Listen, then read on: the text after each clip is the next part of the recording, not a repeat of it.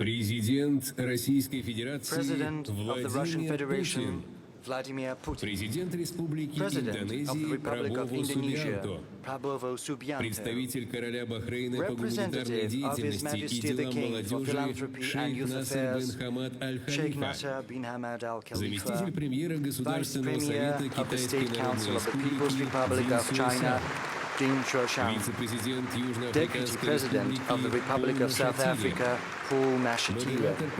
Moderating the plenary session is Nadim Kotesh.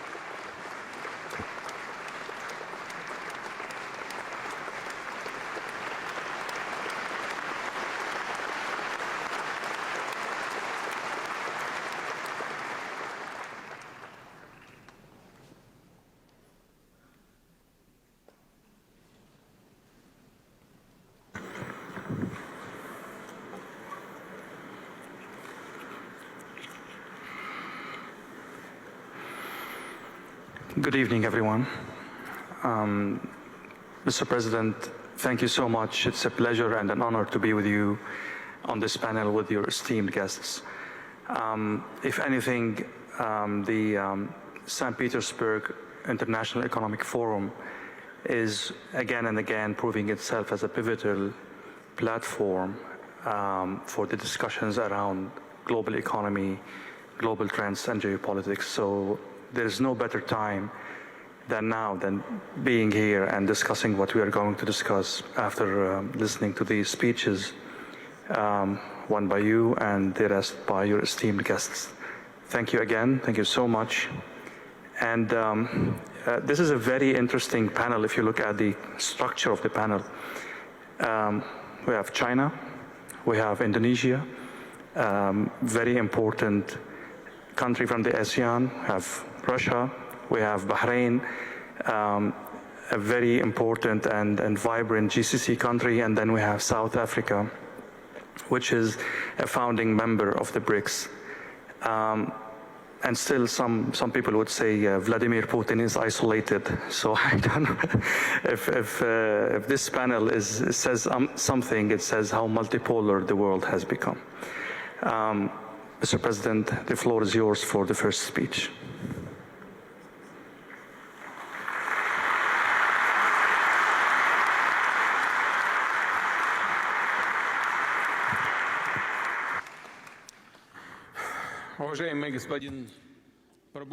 Excellency, Mr. Prabowo Subianto, Your Highness, Sheikh Nasser, Excellency, Mr. Ding Chuoshang, Excellency, Mr. Paul Mashatile, ladies, gentlemen, friends, I welcome all the participants and guests of the 28th St. Petersburg International Economic Forum.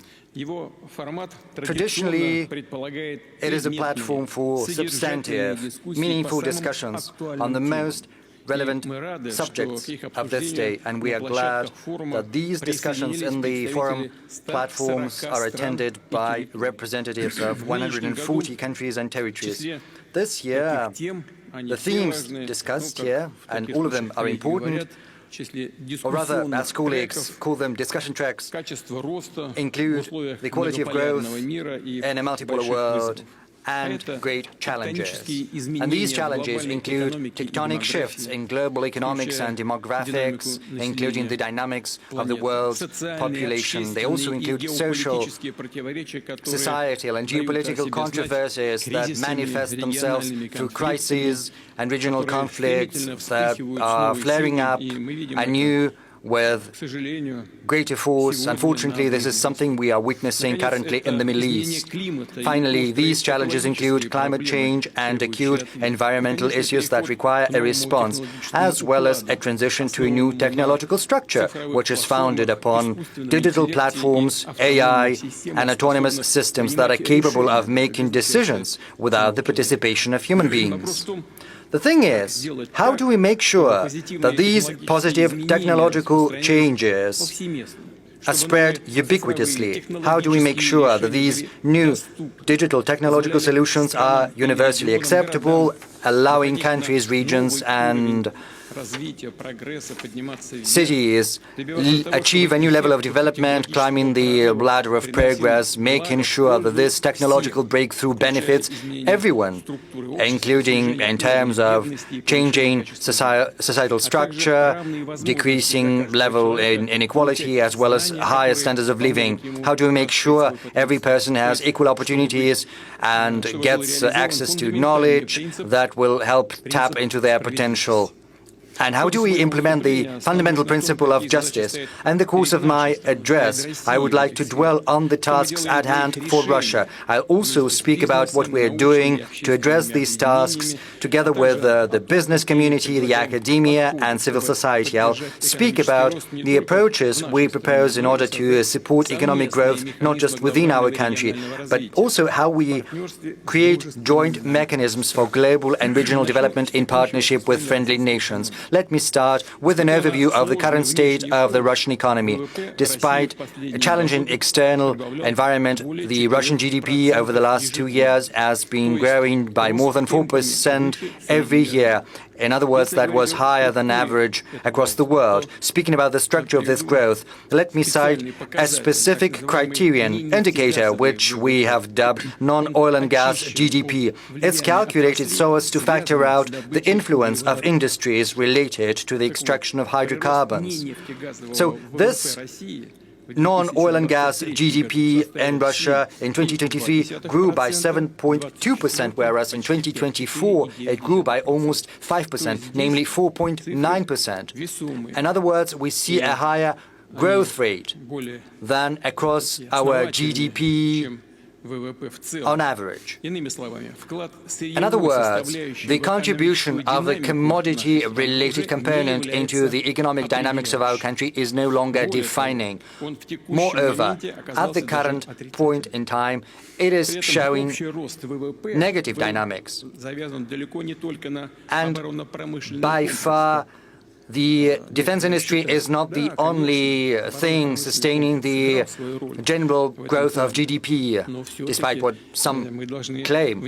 Yes, indeed, the defense industry has played a role, but we have to look at the structure in detail. Over the last 2 years, we see growth in agriculture, industry in general, construction, logistics, services, finance, as well as IT.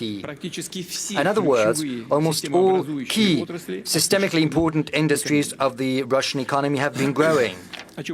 What does it tell us? It tells us that thanks to the efforts of dozens of thousands of companies and enterprises, their teams, managers, thanks to the initiatives and efforts of millions of entrepreneurs, our economy is not simply growing steadily. Rather, it is also gaining in quality, complexity, as well as diversity. The idea of a Russian economy being completely commodity-based and dependent on the exports of hydrocarbons is evidently outdated. It's becoming a thing of the past. Reality tells us a different picture. Russia ranks 4th in the world in terms of the GDP size, and it's the first economy in Europe. And it's, of course, not GDP per capita, this is just the general GDP size. And it is a very important indicator. But it's not enough to achieve this position. It's important to reaffirm it all the time, reaffirm the status of one of the biggest economies. We need to create a conducive environment to make sure that the businesses both from Russia and from friendly nations keeps investing resources, modernizing and expanding its production capacities in Russia. Our current task is to make sure our economy is on a trend of balanced growth. This balanced growth implies moderate inflation as well as low unemployment rate. The statistics tells us that yearly inflation rate has decreased to single digits. Right now it's less than 10%. As of June the 16th, it stood at 9.6%. Certainly, a lot still needs to be done, but we keep on targeting the inflation rate. Of course, this is largely thanks to the active efforts by the government in terms of developing supply-side economics, but also the actions of the central bank. At the same time, the inflationary dynamics is better than anticipated by many experts, even better than the forecast by the Bank of Russia, which is something that has allowed us to proceed to a careful loosening of the monetary policy. But the changes in consumer prices doesn't tell us the full picture. I would like to reiterate, a well-balanced growth implies not just moderate inflation, but low unemployment rate, as well as a positive economic dynamics. And we need to follow all the indicators telling us how our industries, companies and firms are feeling. A couple of words about the labor markets. There's something I'm gonna get back to later, but I would like to say that the first 4 months of this year saw a GDP growth by 1.5% year-on-year. In April, the growth picked up to 1.9%, and yet some specialists and experts point out the risks of stagnation and even recession, and this is something we have to avoid at all costs. I know that at this forum you've listened to the discussions that are currently ongoing within the government. There is a discussion between the Central Bank of Russia on the one hand and the government on the other, and of course you are well versed in the facts. What we need is to pursue a well-informed, careful fiscal and monetary policy. We need to make sure that our mechanisms are fine-tuned in order to support and stimulate growth. We need to ensure macroeconomic, inflationary and financial stability. In other words, our strategic task is to be active and steady and consistent in changing the structure of the Russian economy, and we've made great headway in that regard. But it is of paramount importance to keep advancing given the drastic changes across the world. The importance of additional measures to those ends, that is something we discussed during the session of the Council on Strategic Development and National Projects back in December last year.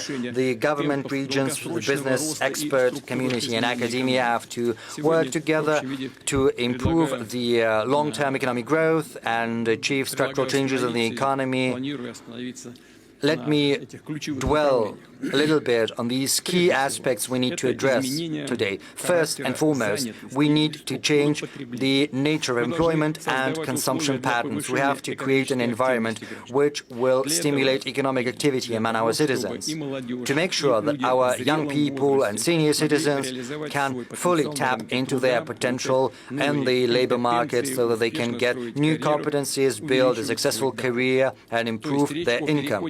In other words, I'm referring to a transition to an economy of high wages based not on a shortage of labor force, when entrepreneurs have to resort to raising wages so as to vie and compete for workers. Rather, these high wages have to be based on the quality of jobs as well as higher labor productivity.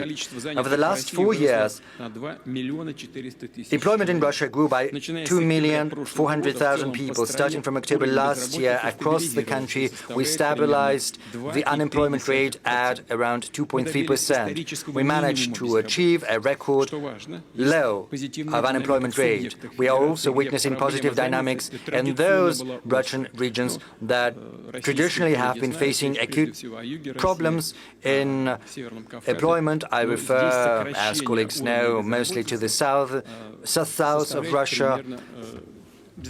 And right now, we see the unemployment over there half or so. This is thanks to well-informed, stimulating macroeconomic policies as well as active efforts by the regional authorities with the support of federal employment programs. It is also important to integrate up-to-date and cutting-edge technological solutions such as platform-based employment and digital marketplaces. Our colleague from Bahrain has told me that he's just been to the Chechen Republic, and with his own eyes he witnessed the republic's development. The Chechen Republic is a good example in that regard. I would also like to point out that youth employment is growing. I mean, those young people who are simply entering into the labor market, trying to secure their first job in Turkey, terms of youth unemployment, Russia is one of the world's top performers, because we have an unemployment rate among the young people at around 7.5%, whereas, just to cite an example, France and the UK are facing the unemployment rates of 16 and 11% respectively. Generally speaking, youth unemployment is a most acute economic and social issue across the modern world, but as we can see, Russia is more or less successful in addressing this problem. We are following the right path and we are coping with it. Of course, there is room for improvement, but I would like to underscore that progress in that field is undeniable, and active youth employment yields results not just in the short term, because a good start, being a highly sought-after specialist in the labor market, this is something that sets the stage for later professional career of a young person and their place in society. It has an influence on their desire to make a family, take care of their parents, raise children, not just the firstborn, but fortunately the second or the third, and other children.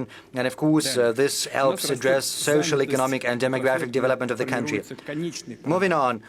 Our employment is growing in the industries that create great added value and end products such as high-tech, and I also refer manufacturing in IT, tourism, whereas employment in supporting industries such as public administration, trade and finance sees a decrease in employment there. And this is an objective fact and it's well-grounded. Maybe not everyone knows that, but this is a very good trend, that the employment there is decreasing. Just for your information, if we look at the dynamics in information and communication, we see an increase of almost 30% by 350,000 people. We see a 10.2% growth in manufacturing industry, whereas the number of workers in trade has decreased by 170,000 people, which is minus 3%. These are gradual, yet very significant trends that reflect the structural and quality changes we intend to keep working through increasing the efficiency of our economy and introducing digital platform-based decisions and solutions to make sure that we decrease employment in the so-called supporting industries. But we have to provide those who are employed there with an alternative. And to that end, we will stimulate the creation of better, more attractive jobs with higher labor productivity that satisfy the new technological structure. And of course, for the benefit of our people, we have to fine-tune the labor legislation. The government has drafted a package of such amendments. I would like to ask the State Duma to adopt those amendments swiftly. I would like to reiterate that high-quality, structurally sound employment holds the key to improving income of citizens and families and decreasing inequality. Of course, inequality is still a problem, but we are making good headway in addressing that. We have already managed to do a lot to raise the income of the most vulnerable citizens. And on a particular note, I would like to say that we've managed to achieve a record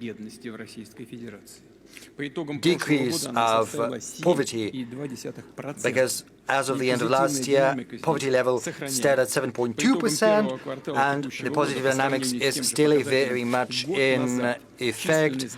And the first quarter of this year has seen a decrease of more than 2 million people of those who earn less than the minimum wages. This August Assembly knows that, but I would like to say that in 2000, the poverty level in Russia stood at 29%. This is for information of our guests. And unfortunately, 2.3 million people lived in these undignified conditions. In 2024, this level is just 7.2%, and it's just 10.5 million people. But this is not the end of our journey. We need to make sure that this figure goes down. We first have the task of decreasing it to 7% and then to 5%.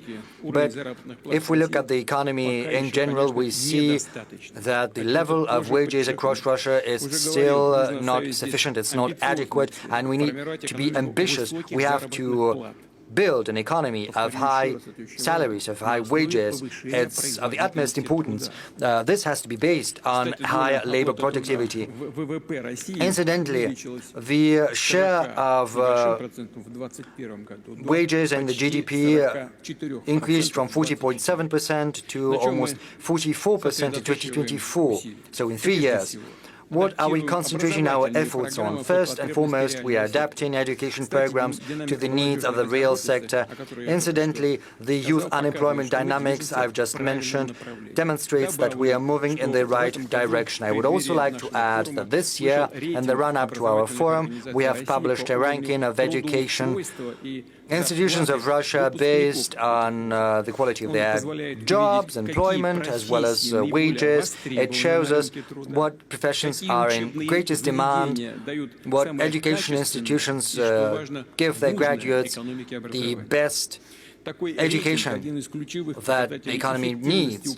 This ranking shows the efficiency of management teams of these education institutions, and I would like to ask the heads of relevant ministries and colleagues both at the federal and regional level to pay close attention to that ranking, using it as an instrument for managing changes in professional education.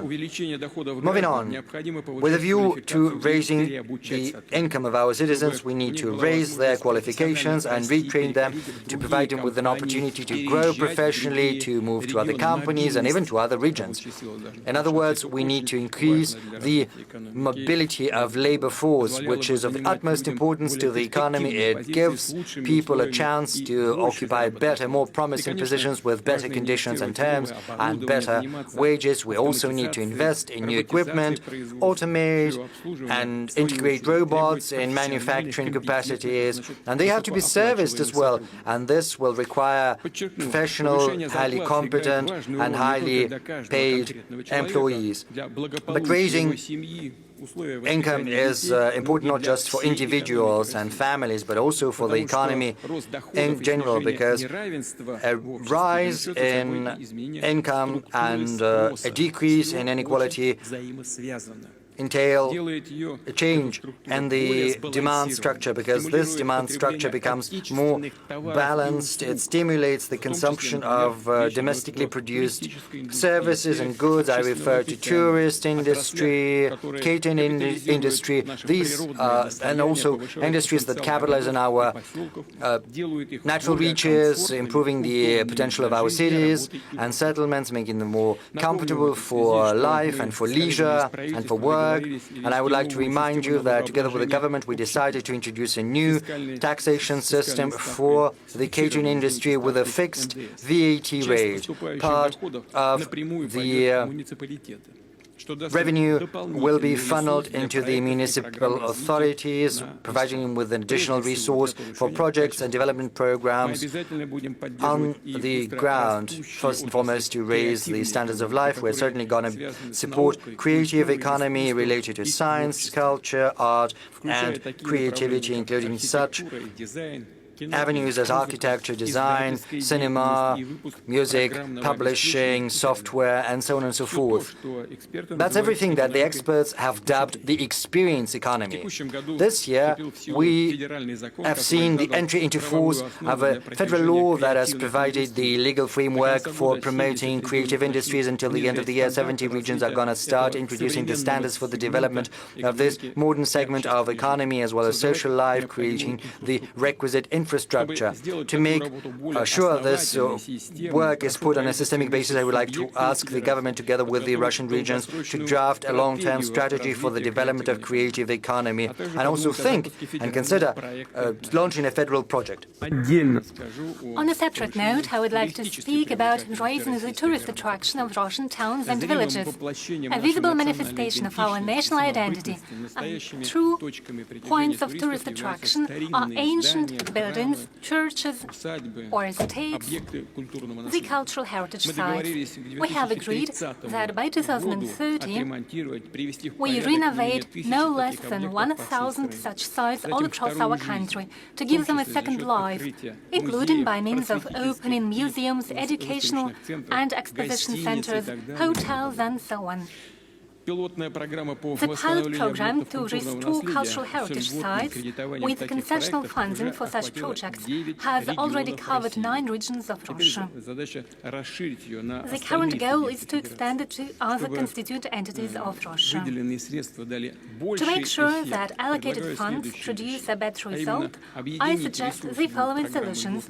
We could unite the resources of 2 concessional lending programs for creating tourist infrastructure and preserving the cultural heritage sites. Thus, the renovation and overhaul of ancient buildings for the business purposes in particular could be additionally funded from the loans that reduce trade. Apart from that, I suggest that we apply to these projects the so-called umbrella surety mechanism by the cooperation with the development of small and medium entrepreneurship. Let me add that at cultural heritage sites, there is a complicated investment and construction cycle. All those who are involved in it know it full well. It takes a long time, which we have to reduce where it is justified. We need to get rid of excessive formalism, definitely not to the detriment of preserving historical memorials. I ask colleagues from the Presidential Office to establish a designated interagency platform and come up with solutions on this topic and in general as regards restoration of cultural heritage sites. I've already mentioned the program to create a tourist infrastructure. We try to carefully and delicately involve our national parks into the tourist sphere. We put in place conditions to make sure they can be visited by tourists with due attention to the nature and protected ecosystems. It is another example of how Russia is implementing its environmental agenda. We don't waste the natural resources to seek short-term benefits, but we preserve and multiply them to the interest of the people and to the benefit of our society. In this context, I would like to mention this. Over the past decades, we have accumulated millions of tons of wastes from industry and mining companies. Of course, they are harmful to the nature and to the people, and they create problems. So I suggest that we think of launching special projects in order to recover valuable components of these wastes. We have designated technologies, we have to make use of them, thus business will be able to get profits and it will help eliminate the accumulated environmental harm and at the same time encourage the development of natural science, domestic science and industry. Dear colleagues, exploration of new industrial, high-tech and service areas and spreading the range of economic activities are elements of structural transformation in the Russian economy. In this context, there is a second key area of our activities on which I would like to focus today. That is a new quality of investment climate. In a sense, I'm talking about a dramatical minimization of costs incurred by the business and entrepreneurs in all fields, starting from construction to insurance facilities of new projects and to the ongoing operational activities, including all forms of accounting and notary services. We are working in close contact with regions, entrepreneurs and expert circles. Together we try to make sure that business and investment activities are growing all across the country in every town and village. Let me remind you that we have set ourselves a goal. The capital investments in Russia by 2030 has to grow by no less than 60% against 2020. The government has already launched a system for supporting investments in the regions. It includes provision of comprehensive and full services for the investor up to the stage when the plant is put into operation with access to all support mechanisms mechanisms, including tax benefits and exemptions. We will carefully monitor how this is implemented and adjust it, taking into account the wishes of the business, its demands and needs. And of course, we will follow the example of the regions who are leading in terms of attracting capital investments and multiplying their successful experience and best practices. Traditionally, at this platform, I would like to announce the results of national ranking of the state of investment climate, which is prepared by the Agency for Strategic Initiatives. Now the ranking takes into account a greater number of indicators, 82 instead of 70. That is, it has become more detailed, which means it is more informative now. The capital of Russia, Moscow, leads the ranking just as before.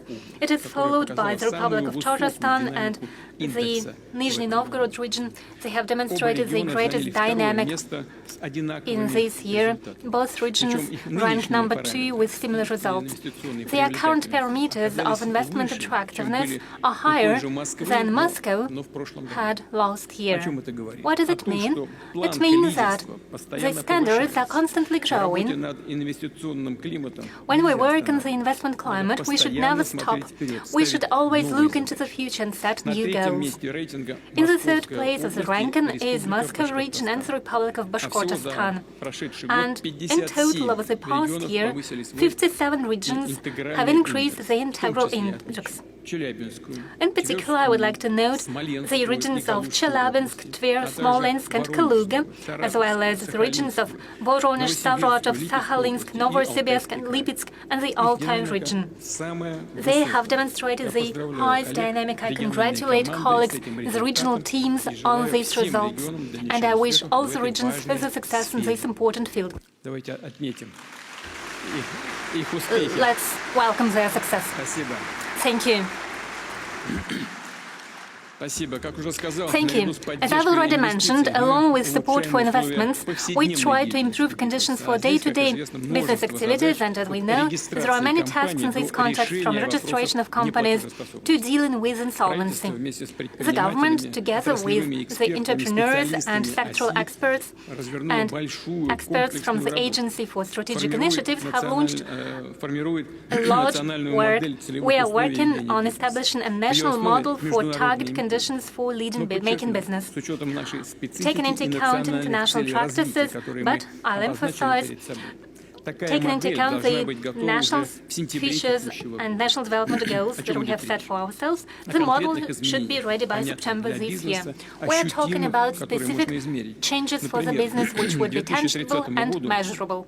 For example, by 2030, we have to almost halve the terms for being connected to power grids, or to decrease the time which is spent for filing and preparing tax documents by 1.5 times. The goal for the national model is to make sure that by 2030, Russia is among top 20 world leaders for business conditions, taking into account the updated international practices. It should serve as an example, for our BRICS partners. Most importantly, the business climate has to allow us to enhance the basis of our economy, to make it more sustainable and at the same time dynamic and aimed at producing goods and services and their promotion in the domestic market and for the global export markets. I'll note that compatibility of domestic goods, agriculture, services and many other fields should be based on our own technological solutions. It is the third area of structural transformation. The Russian economy should be more technological. And it's not just a wish, it's an objective requirement of the world of today and tomorrow. The challenge to which we have to be up to if we want to be stronger, and we do want to be stronger. We are to fully embrace the new stage of technological development of our country. The key instruments will be national projects for ensuring technological leadership. They were launched this year, and together with colleagues we have agreed that events within these national projects will be updated and added. By 2030, the aggregate spendings by the state and business for R&D in Russia should increase by 2 reach no less than 2% of GDP. A special role is to be played by the private business. Its investment for these purposes should at least double. In this context, I would like to stress this. Supporting the technological transformation of Russian economy is the key task of almost 2 dozens of funds and development institutions, but every one of them has its own methodology and approach. As a result, entrepreneurs have to come up with technical documents and other documents in different ways. On the other hand, it happens that funds and institutions may compete for same projects. Yes, competition is useful, but in this case, this interagency competition doesn't benefit the common cause, but on the contrary, it decreases the efficiency of financial organizations' resources. Recently, we set up a designated working group under the Council for Strategic Development and National Projects. It's led by the head of Web RF, Igor Shuvalov, and I asked colleagues from the working group to analyze the activities of funds and its development institutions on the technological track. The goal is to eliminate duplication of functions, coordinate work of development institutions, and come up with unified requirements for business support procedures, from registration of an invention to serial production of high-tech goods. I'll stress, over the past 2 years, the number of invention registration applications from domestic companies and scientific organizations has grown by 13%. There is a growth in the field of optics and computer technologies, consumer goods, and pharmaceuticals. However, it is important not only to develop solutions, but to implement them in a swift manner in goods and services for which there is demand within a country and on a global arena, which would be able to improve the quality of life of our citizens and make it more comfortable and convenient. We agreed that colleagues in the government will personally supervise implementation of new technologies in their fields of responsibilities. They will adjust the regulatory framework for experiments, testing, piloting, and upscaling the prospective solutions. It is important that the government come up with an annual report about dynamics of technological development to assess the current level of technological sovereignty of Russia and breakthrough solutions for technological leadership, as well as the tempo of their implementation in different branches of economy. Unfortunately, today the level of so-called commercialization of inventions in the university context is low. Small innovative entrepreneurs unfortunately have are in a situation when only one invention in 100 reaches practical application. It is too few. We need more active cooperation between educational institutions, R&D institutions and business environment. We have to help them find each other. We have a program entitled University of Entrepreneurs. It involves experienced businessmen who work together with students in designated workshops. In the higher educational institutions, they come up with advanced technological solutions and products. We have already seen the first results. Over 270 million of non-budgetary funds have been attracted, and this year the number of participating higher educational institutions will double. I ask the government to upscale this mechanism to make sure that there is a smooth cooperation at all stages, from formulating the idea for a project to making sure there is an independent business, and we need to ensure joint companies, universities and real sector companies. There is another important issue. We need to further development the market of intellectual property. We should expand the possibilities for loans secured by patents and trademarks. They should help business. They should help business have real assets which would attract investments. By the way, Russia has over 1 million of valid trademarks. Over the past year, our entrepreneurs have registered almost 77,000 brands, primarily in the fields of light industry, software, household chemicals, and some other fields. It is by 12% more than a year before. It is a good tempo and will support new Russian brands. In a month in Moscow, we'll see the results of a new competition entitled That's Us. Small and medium enterprises account for a great number of shares, and they require promotion as they enter new markets. Small businesses, separate entrepreneurs, or just a handy person from a small town or village today can found a customer for their products or services with the help of marketplaces. Previously, it was almost impossible. The audience, the number of their customers is growing not only in our country, but all across the world. Unlike most countries dependent on global platforms, Russia has examples, good examples of own successful electronic platforms. It is a real and tangible achievement of domestic business of which we can be proud of. We will continue putting in place conditions under which Russian digital platforms will develop and compete with the international giants. We have already come up with a draft law which will be a first step to building a modern regulatory framework for platform economy. I ask the State Duma to accelerate the adoption of this draft law. I'll add, in the field of digital platforms, there are certain problems, in particular unfaithful practices of making business, violating the competition and the rules for using the data. I ask colleagues from the President's office, together with the government and business representatives, to discuss this topic within the intergovernmental or interagency working group.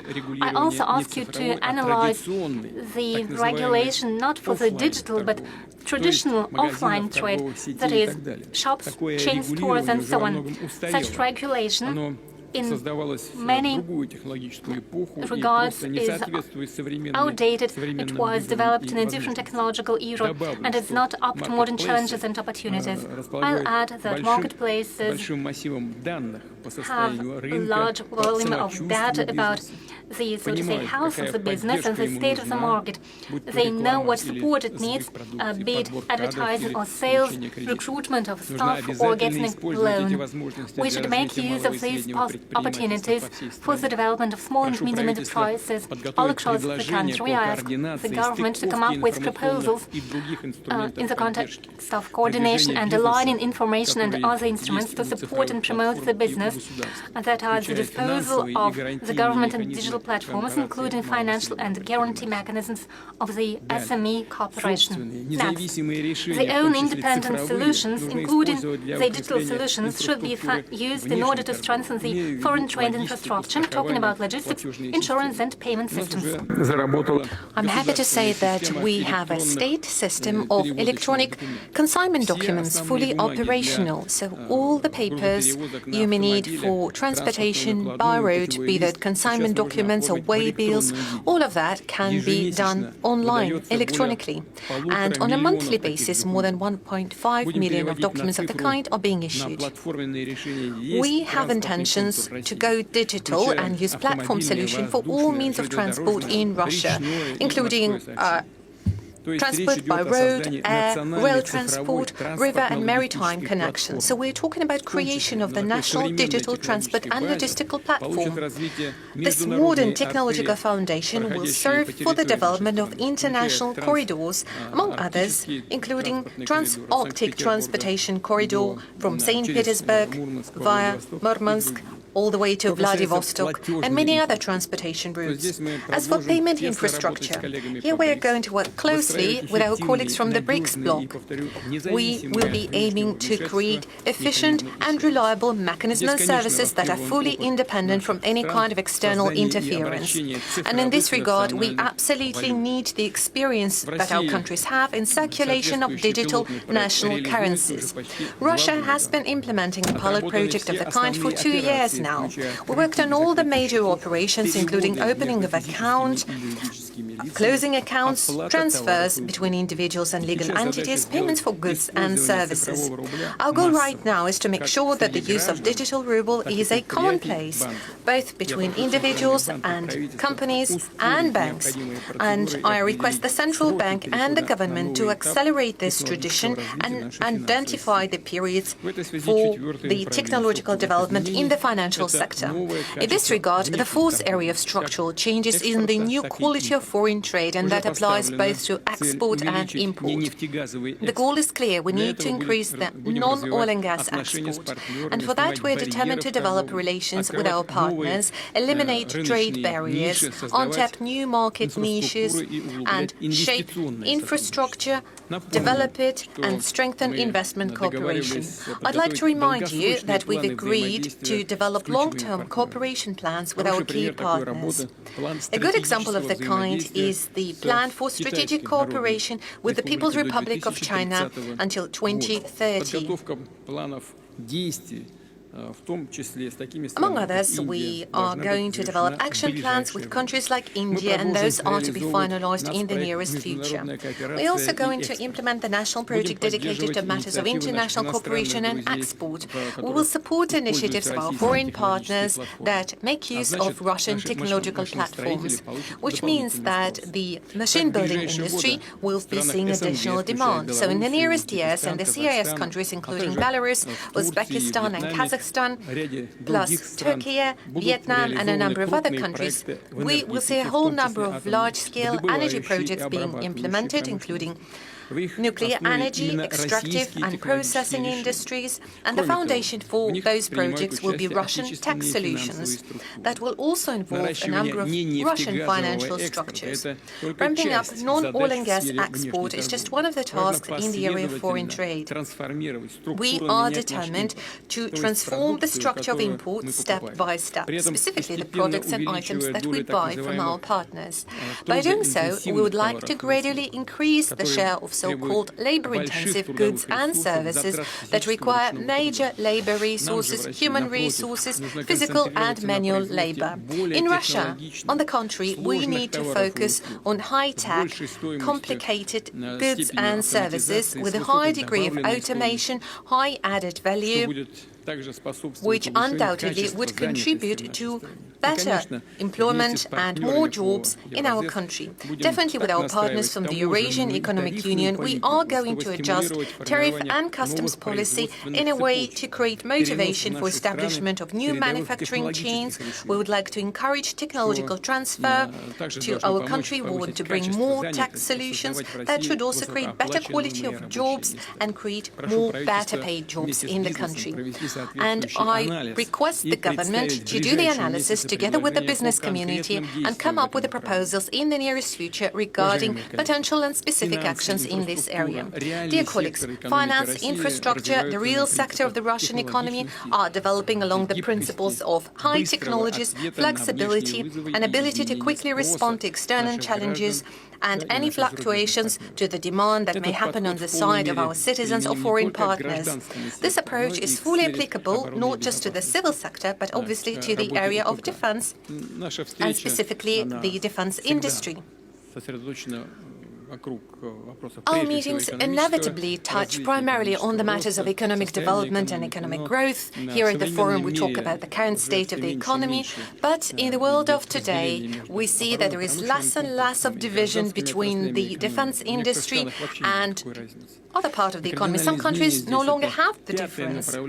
And those dramatic changes is the fifth area of the structural modernization of the economy and strengthening of our sovereignty. The key principles in this regard are the following. First and foremost, technological advancements on all stages, from development and manufacturing to logistics, procurement, and taking care of supplies to specific military units. We need to make sure that we constantly improve technological innovations in the civil sector, among others, but we also need to implement them very quickly in the area of defense and security.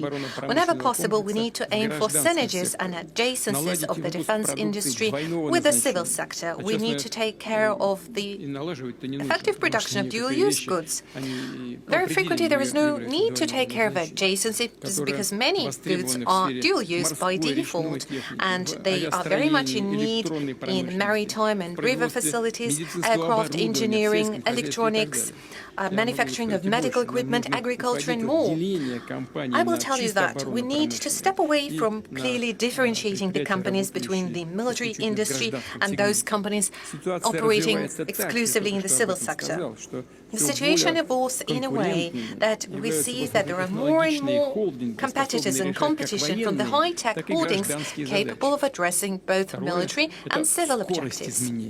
The second point is all about the speed of change. Today, global business leaders, among others some of the Russian companies, may show that time needed from ideation to actual creation of a product can be reduced down to a quarter or even several months. And the time needed from the actual time of manufacturing of the product to the time it is delivered to the end consumer amounts to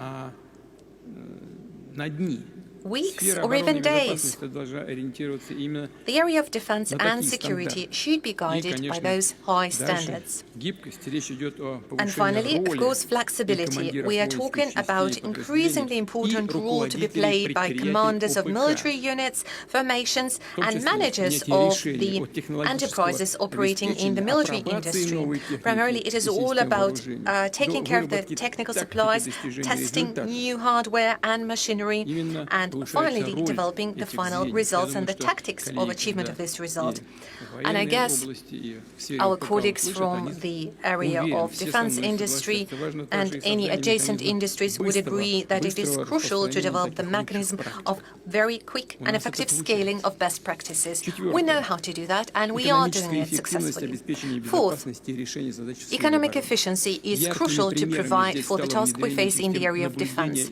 And a good example of the kind is introduction of video surveillance system using artificial intelligence. And it allowed us to dramatically reduce the number of offenses committed, for example, in the city of Moscow. That also applies to the fairly cheap and affordable UAVs. That is a very efficient way to destroy and eliminate very expensive military equipment. Obviously, we're going to learn from the negative experience as well. It is all valuable, building up to ability to make the right decisions. Generally, the defense industry has accumulated good pace, and the enterprises of the industry have been able to increase their produce manifold and are taking care of new weapons and arms production.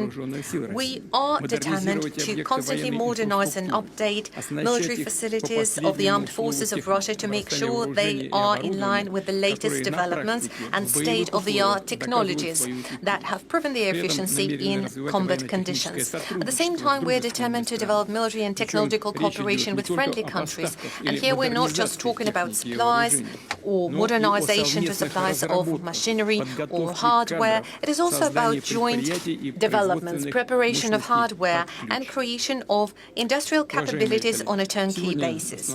Dear colleagues, today I focused on 5 key areas of structural modernization needed by the Russian economy. And there are national projects already launched focused specifically on those goals. That also includes state programs. They require constant adjustment, taking into account the evolving situation in the world and new opportunities opening up to us. I request the Russian government to digitalize and make sure they monitor the KPIs related to the key structural changes in our economy. I also request you to monitor its dynamic and adjust if necessary. As mentioned earlier, the global economy is living through the largest scale transformation over the decade. The countries of the global majority are ramping up their potential by adjusting the power balance and changing the economic map of the planet. At the beginning of the 21st century, BRICS countries amounted to 1/5 of the global economy. Well, just 1/5. But today, the BRICS bloc account for 40% of the global economy. It is obvious that this share is set to grow. This is a medical fact, and this is going to happen inevitably. First and foremost, thanks to dynamically evolving countries of the global south. It is important that this growth is becoming increasingly sustainable, embracing more and more countries. And for that, we need a principally different development model, not the one based on the rules of neo-colonialism, when the so-called golden billion is sucking out resources from all other countries in the interest of a very narrow circle of the so-called elites. Not even in the interest of the people of those very countries. They are focusing specifically on the interest of their elites. If we are to look how this well-being was accumulated, for example, by the United States over the last decade, you would see that this is specifically the US elites and establishments acquiring all the profits and benefits. This is publicly available data, and if we are to look at the middle class, regular citizens, they would never benefit from those extra profits. Probably that is exactly one of the causes for the changes that we're witnessing today, among others, in the political arena. And we need to make sure that all of those changes are contributing to better quality of lives of people in our countries. It has to be translated into better quality of education, science, technologies, and infrastructure. And those are the priorities set by Russia, who is implementing its own agenda. Strategic areas that I have highlighted today require stable, long-term capital flows, among others, from international companies and investors. And in order to provide for that, we have to create an open and fair platform for global growth that will unite investment mechanisms and technological standards, financial and logistical services, trade instruments, and other solutions. I will reiterate, the goal per se is not to modernize the outdated mechanisms of the era of globalization. They are outdated. They have discredited themselves. We need to come up with a new model of development free of any kind of political manipulation, taking into account national interests of the countries. And obviously, this model should be focused on the needs of our citizens and their families. At the BRICS summit that took place this autumn last year in the city of Kazan, 35 countries came together, representing 2/3 of the population of planet Earth and half of the global economy. They all expressed shared understanding of approaches needed for the future world. Today, the BRICS countries set the bar by choosing and favoring the so-called human-centric industries. They are launching the largest projects to improve the quality of life. The BRICS countries are implementing large-scale initiatives in the area of nuclear energy and aviation, new materials and IT industry, robotics engineering, and artificial intelligence. Certainly, particular attention is being paid to strengthening connection within the BRICS bloc. The mutual goods turnover of our countries has already exceeded $1 trillion and continues to grow. All of that are elements of the global platform for growth. They are founded on the key principles of BRICS, that is primarily consensus, parity, accounting for the interests of one another. It is particularly important to highlight that we are open to anyone who would like to join us in this work, because the bigger is the circle of the countries involved in shaping and development of this platform, the more solid and efficient it will be, the more benefits it can generate for all who is aware of their responsibility to the future generations. Russia welcomes all of its partners to make their contribution to shaping new global growth model. Together, we can provide for prosperity of our countries and stable development of the whole world for many, many years to come.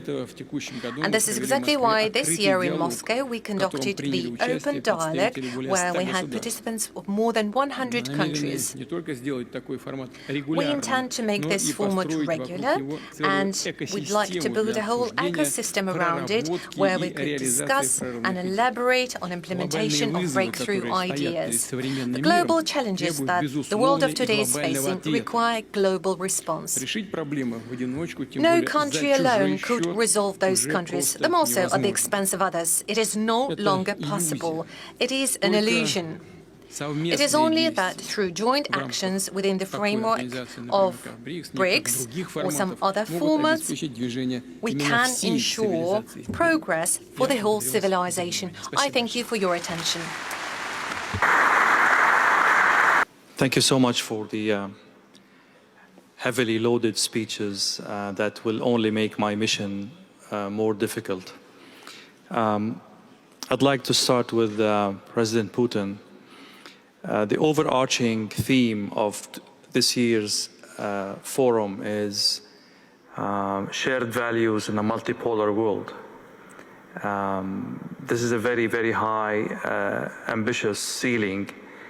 What does Russia bring to the table in that regard?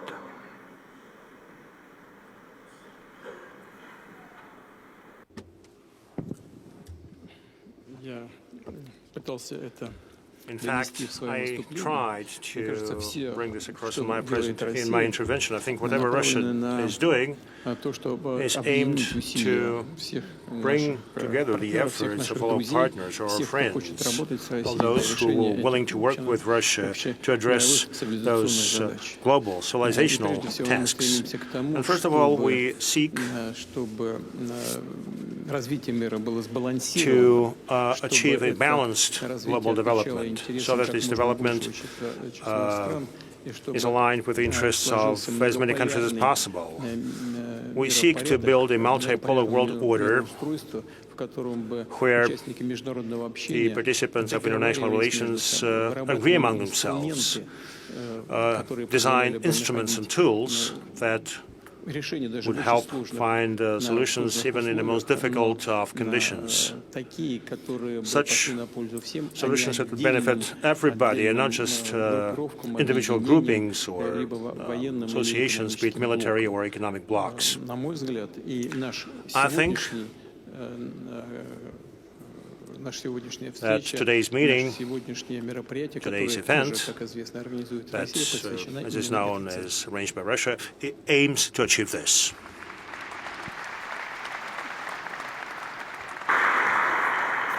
Sometimes, Mr. President, this effort to build the multipolar world seems like more of a resistance of an existing order rather than a genuine, consistent, coherent effort to create the multipolar world that you're talking about. Is it an objective-driven effort, or it's only resisting current, unfavorable kind of order?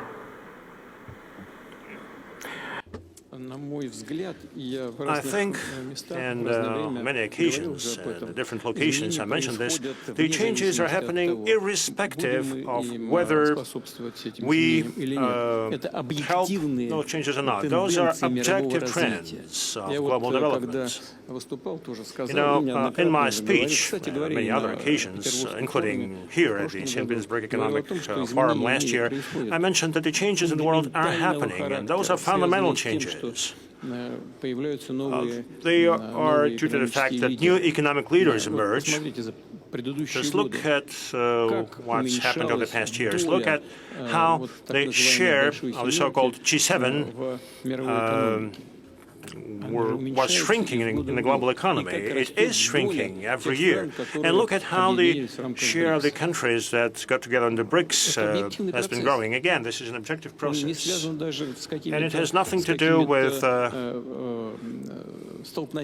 any clashes or military conflicts. No.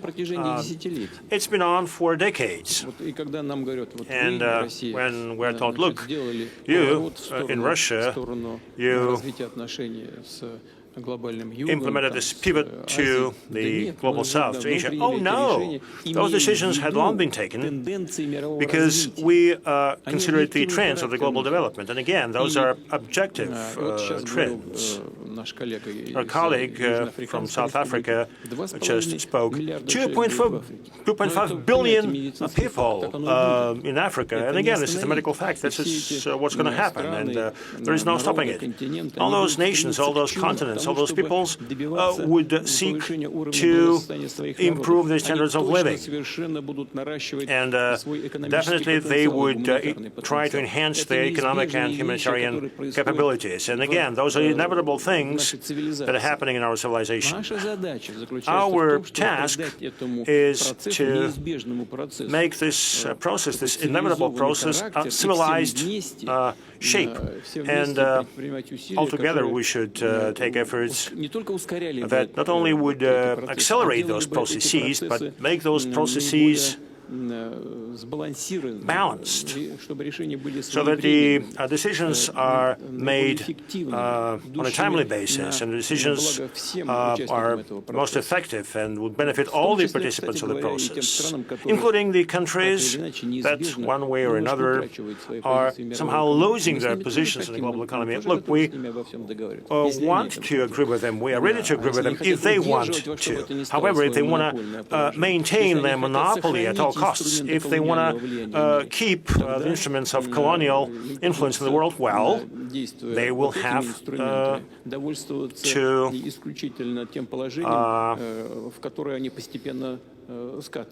be happy with the situation they are gradually sliding to. Now, whatever we are doing at the national level, for instance, given our domestic and foreign policy, and together with our friends and partners, this is what we're doing. President Putin, Israel said that the statements are normalizing the fact that a country might kill the president of another country. That's basically the conclusion of last week's statements. Yes, Ayatollah Khamenei is not head of state, but he has enough gravitas to be considered as head of state and to be protected by the articles of international law.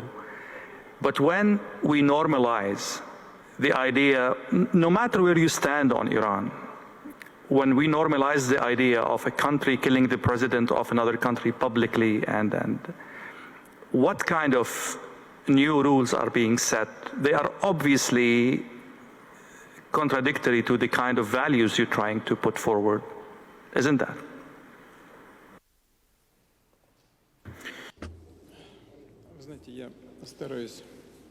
Well, you know, I was listening to my colleagues speak. I was taking some notes so that later I could react to that and make some references. I've also made note of what you were just saying yourself. And you said the following. When we've been discussing it with my colleague from the People's Republic of China, you said the following, and I wrote it down. The Russian Federation and China shape new world order. Russia and China are not shaping the world order. We are only identifying the potential shapes of it, or the scope of it, or the general perimeter. The new world order emerges genuinely on its own. It's just like watching the sunrise. There is no way you can run away from it, or you can avoid it. And we are trying to create the conditions, or rather pave the way for this process, so that it is more balanced, and so that it is in line with the interest of the global majority. And we very much hope that all of the countries would be aware of it, and after all, would come to realize, as I was saying earlier, that this particular wave of searching for a solution is better than an approach where you try to apply pressure. And in fact, this neo-colonial world order, and I do believe that it is neo-colonial in its nature, this is the world order that humanity has existed for many hundreds and even centuries of years. Would you allow, Mr. President, to go back to the question about normalizing the talk about, a country killing the president of another country, in the case of Iran and Khamenei and Israel within this conflict? I mean, it seems that those who are making the new values are not the global south, not obviously not Russia, not China, it's the Israelis. Are you comfortable with that?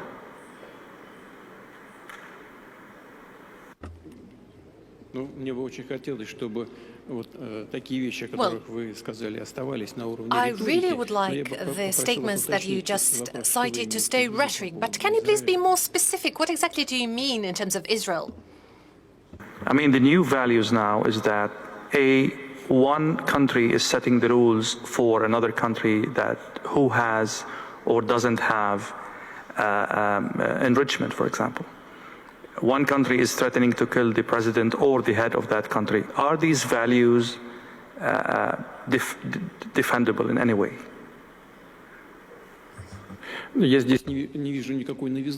Well, first of all, I don't see anything new in this regard. It's no new to us at all. And secondly, the Russian Federation has always, and I keep emphasizing that, has always supported taking care of security and safety of each single country without damaging safety and security of any other country. That's our strong principle.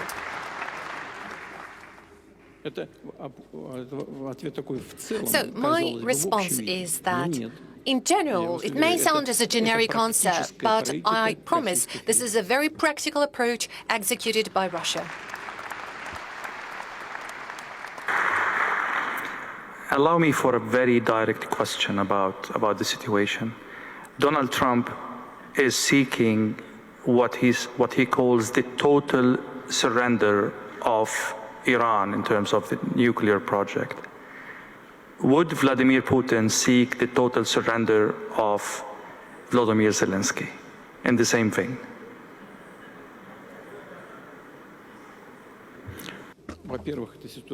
First of all, it's not the same thing. It is a very different situation. And secondly, we are not aiming for unconditional Kurd surrender by Ukraine. We insist that Ukraine recognizes realities that we have on the ground.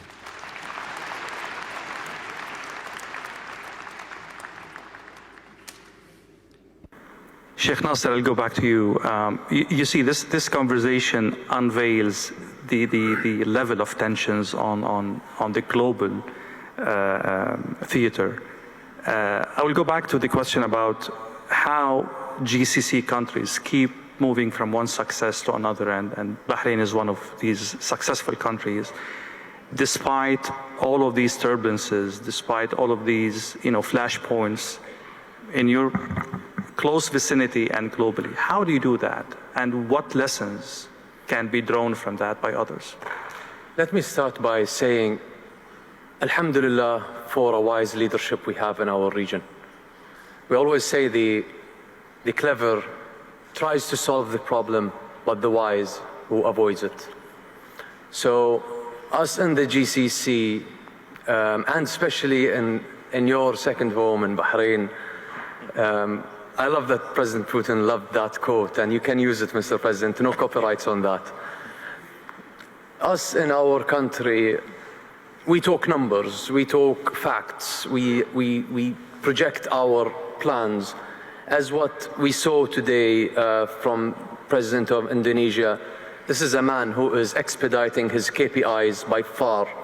He thinks that he will reach in 4 years' time that goal, but he reached in 1 year time. We are sprinting in our region. And if you go back today, especially during that turbulent and eventful nights, look at the numbers of our real estate, look at the numbers of our stock markets. There is a lot of confidence from the people, from the investors, with our leaderships over there. Today in that beautiful city, I sat with the top chairmen and CEOs of your top companies in Russia, and we exchanged the same vision, we exchanged the same purpose and the same spirit during these conflicts. We are only looking forward. We are only looking to de-escalate. We are only looking for a peaceful world.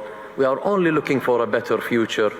And Mr. President, we in the GCC, and especially in the Kingdom of Bahrain, we live in a constant sunrise like you, but here you are literally in St. Petersburg. Every day there is a sunrise ahead of us. I still haven't seen nighttime.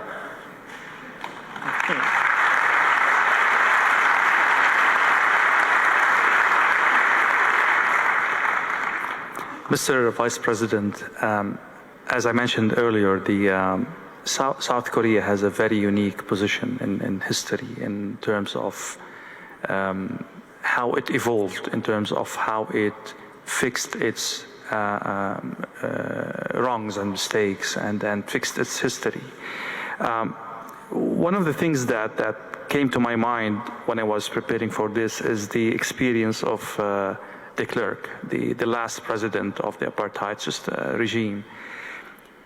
The thing is that he made himself part of the change, and that saved South Africa a lot of blood and destruction and chaos. What lesson can be drawn from this history when a regime or a state or an idea hits a wall? How can you advise these states or these regimes to change the same way South Africa changed? Well, de Klerk is not a good example because he was defeated. He was forced to come to the table by the masses of our people. He didn't come voluntarily. What we are saying that leaders must recognize that we can resolve our differences through peaceful means, but there are those who need to be dragged to there. And I think the example of de Klerk is quite that. He was dragged to the negotiating table by the masses of our people. And we were quite happy once he came. He had no option. He had to participate. He did try to portray himself like he's Nelson Mandela. He's not. He was dragged there by Nelson Mandela to say, we are going to negotiate peace. And we want to continue to share this example with other countries. We are quite involved now in the African continent, engaging in peaceful negotiations in the South Sudan, in the DRC, and other places. So, yes, there is indeed value in negotiating, in discussions, but there are situations where the masses have to stand up and they have to fight for their rights. And that's what we did in South Africa.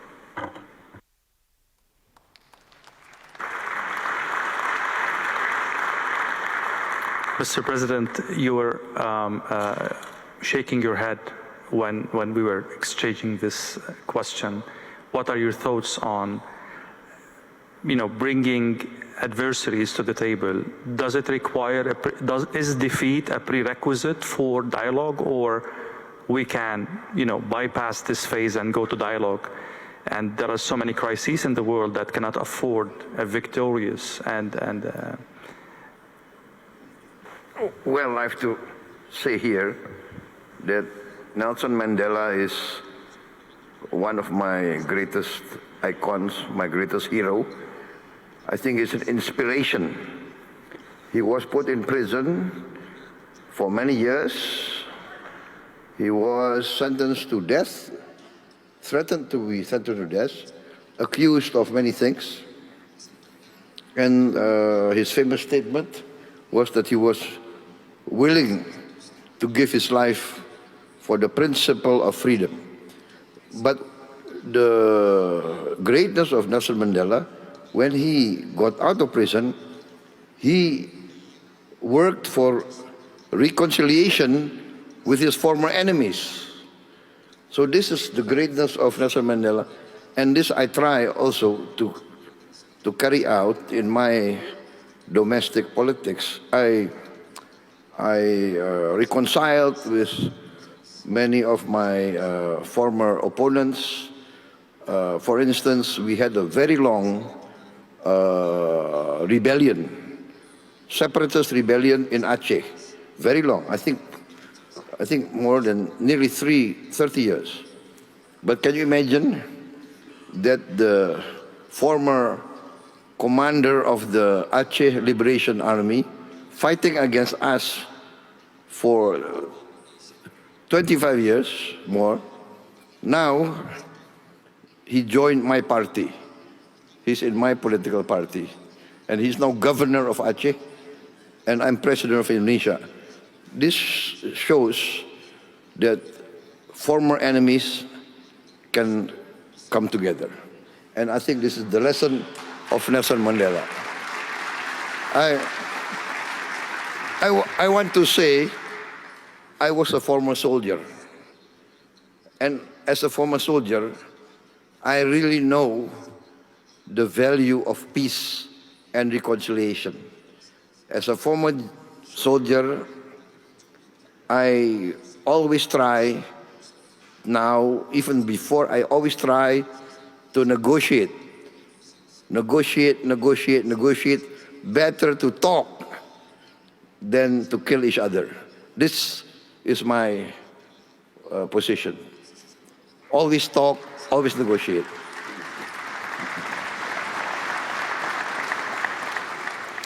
President Putin, on a more practical question concerning the crisis in the Middle East. Now, we will talk about Ukraine in a while. But the current crisis, it touches on geopolitics, energy, and it has repercussions that go beyond the parties involved in the struggle. Is it a test for how the South can play a role in, mending the fences between both countries, in putting some good imagination around the solution, architecting a solution that can be acceptable by two parties that are fighting, head to head? Is this a test for what you are proposing and trying to create as political weight for the South?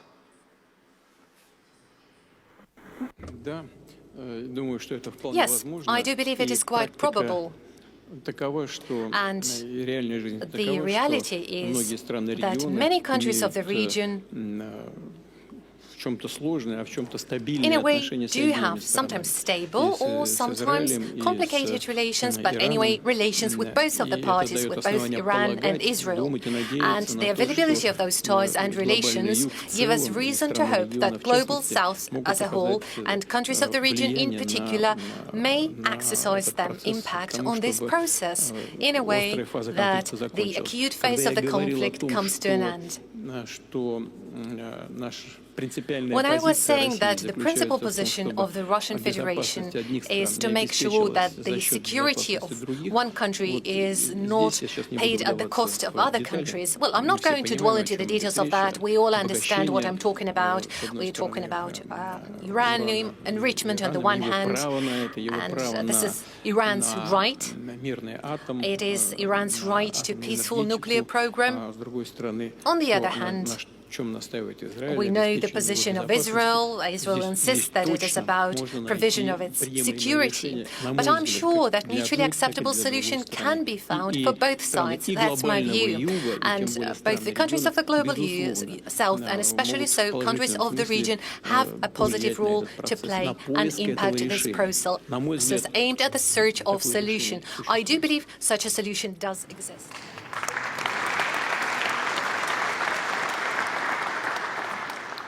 Actually, today, the Russian ambassador at the UN said that the only way forward is a political solution for the nuclear file between Iran and the Israelis. Is there any preliminary points about this solution, or we're still too far from that?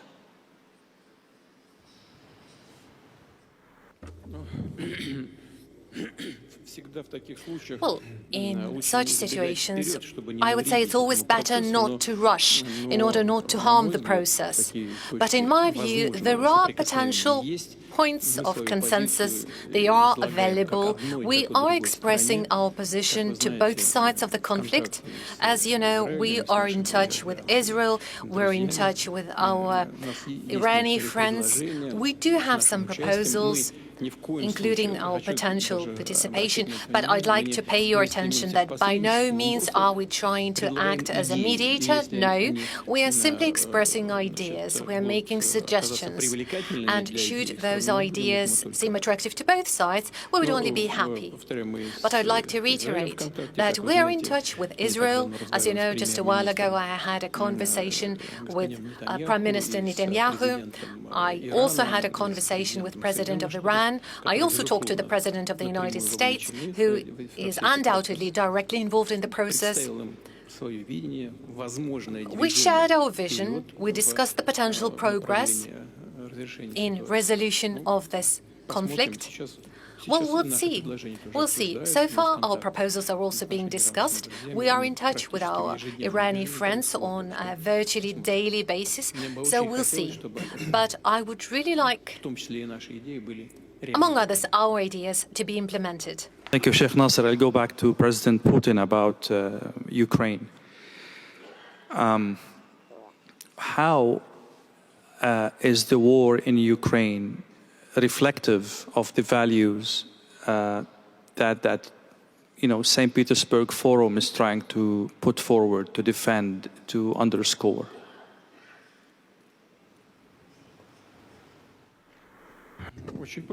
Very easily. Directly, in fact, there is a direct relation to what I've been talking about. I said that security of one country cannot be ensured at the expense of security of other country. And since the beginning of the 1990s, for decades, we've been hearing that there would be no NATO's expansion to the east. And we've had 5 or 6 rounds of expansion. Despite all our calls not to do this, those were ignored, and definitely those are rudiments of the old, if not to say ancient, neocolonial policy, well, upgraded, of course, given the current context, but nonetheless, this is the action from the position of power. Those are the actions that do not take into account the interests of Russia. As to Ukraine, again, this is action from the position of power, whatever was happening there. It is a bloody anti-constitutional coup that happened in Ukraine. And again, this is acting from the position of power. In previous U.S. administration directly stated that they spent billions of dollars to support the coup. Well, obviously, it was not mentioned in public, but still. And our action aimed at protecting part of the population that considered that it had cultural and historic ties with the Russian people. I'm referring to the people living in the Crimea. And then there were some attempts on our part to resolve the situation in the southeast of Ukraine, in Donetsk and Luhansk. We made these efforts, but again, our, in this case, ideological opponents, as I could label them, attempted to act from a position of force. They started military operations in Lugansk and Donbass. It was not us who started the military operations. And after the coup, the part of the Ukrainian population rejected the outcomes of the coup and rejected those who made this coup happen. Well, they became targets of the military operations. We attempted to address the situation in a peaceful manner, to somehow mend the situation, but our partners, quote unquote, well, it turned out that they started this whole coup just to pump up Ukraine with weapons and to continue combat. In the end, this forced us to recognize independence of the two republics. Look, it took us 8 years to do this. We tried to negotiate, but we were forced to recognize their independence, and then we started supporting them, including providing military support to put an end to the war unleashed by our opponents in the West. And those who they lean upon in Ukraine, those are neo-Nazis and ultra-nationalists. So whatever that is linked to this tragedy unfolding in Ukraine is not an outcome of our action. This is an outcome of the action of those who are not ready to embrace the global changes happening in the world.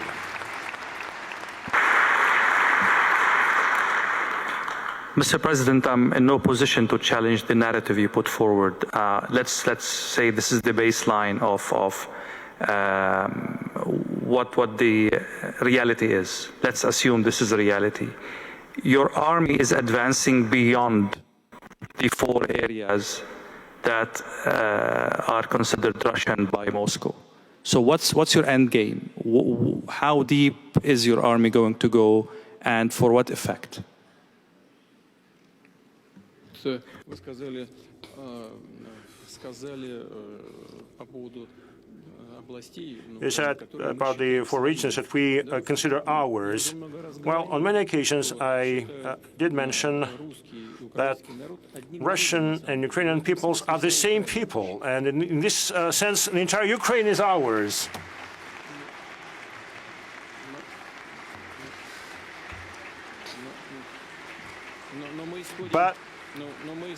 But look, we look at the realities on the ground, and obviously there are people, there are many such people in the neighboring country who seek sovereignty and independence, and I wish them all the best. I mean, we never, ever challenged their right, the right of the Ukrainian people to independence and sovereignty.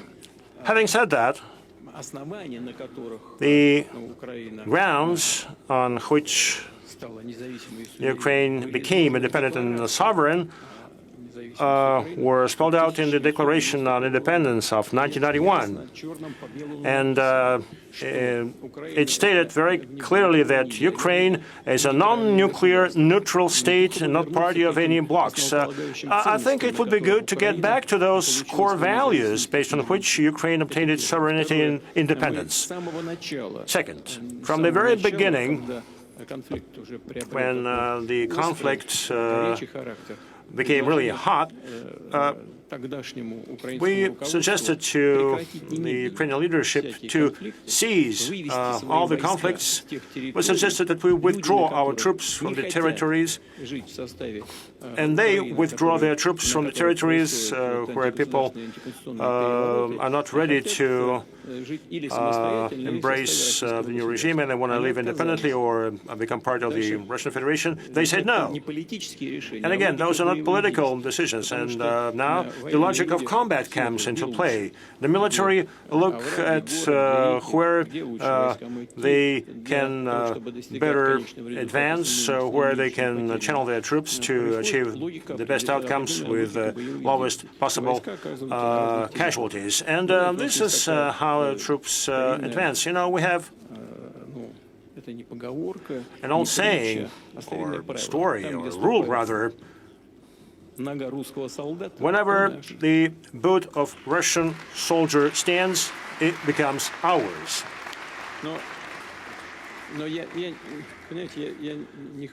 Look, I would hate the statement to be over-militaristic or be viewed as over-militaristic, but at every single stage of the unfolding process, and I stress this just for you to understand, and this is truth. I mean, at every single stage of the unfolding process, we suggested to those with whom we were in contact in Ukraine, we suggested to stop.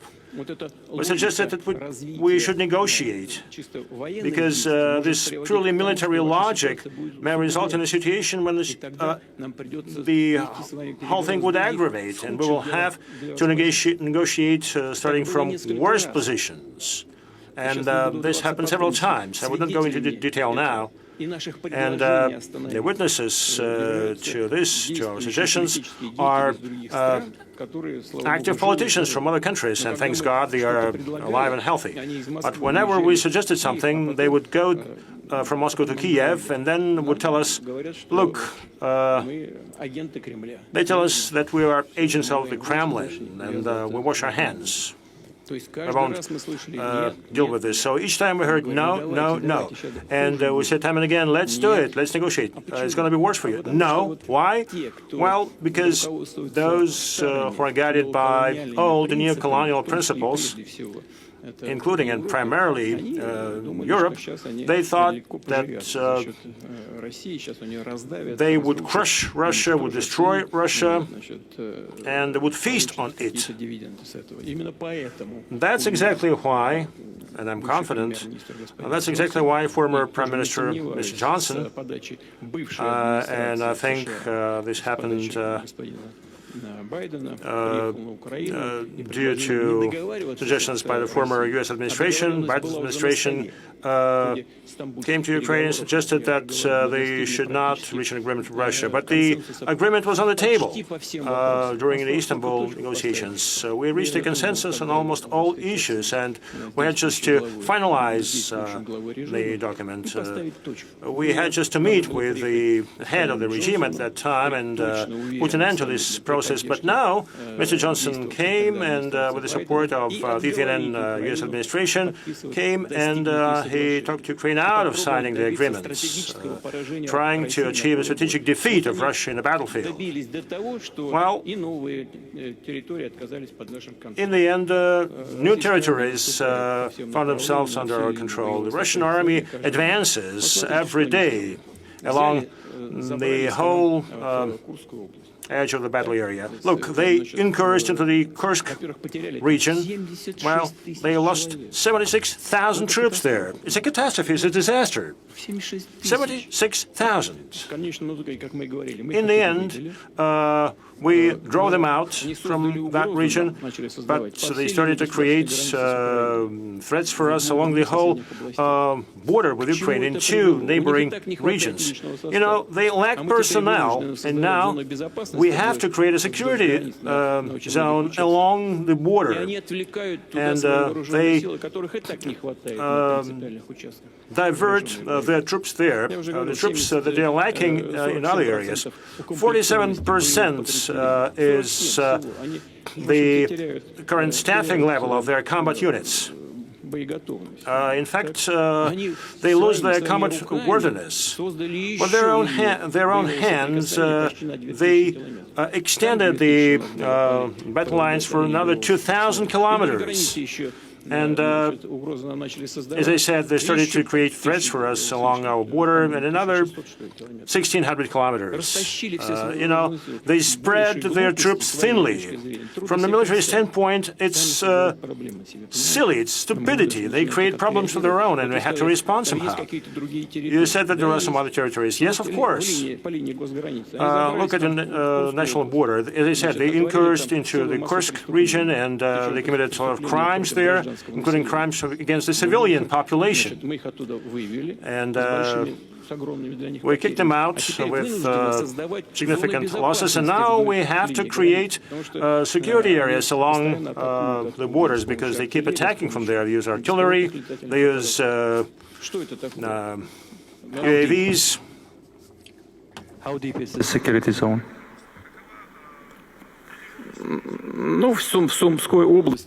In the Sumy region, it's about 10 to 12 kilometers, in some places 8 to 10 kilometers, and then there's the city of Sumy, the regional center. But we do not have this task of taking Sumy, but I do not exclude this. I do not rule this out.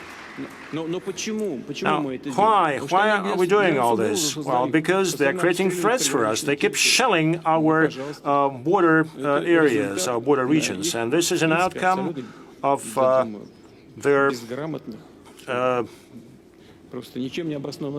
ungrounded and ill-thought-through actions. The only objective was of political nature, just to demonstrate that they can do something, that they can obtain something from their foreign sponsors. And look, they've gotten some $250 billion. Well, not enough. Give us more and more and more.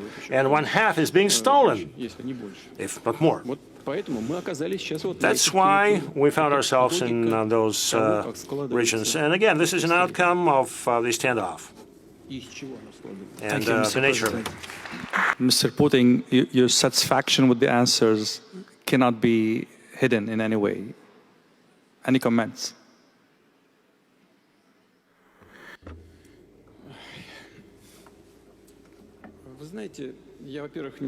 Well, first of all, I never doubted that that would be the answers. And it's not just that somebody is trying to harm someone, or that someone is trying to tell others something good and nice and pleasant. No, it's not about that. And that brings us to the very beginning of our discussion, when I was saying that global changes happen organically, just like the sunrise. And that's what it's all about.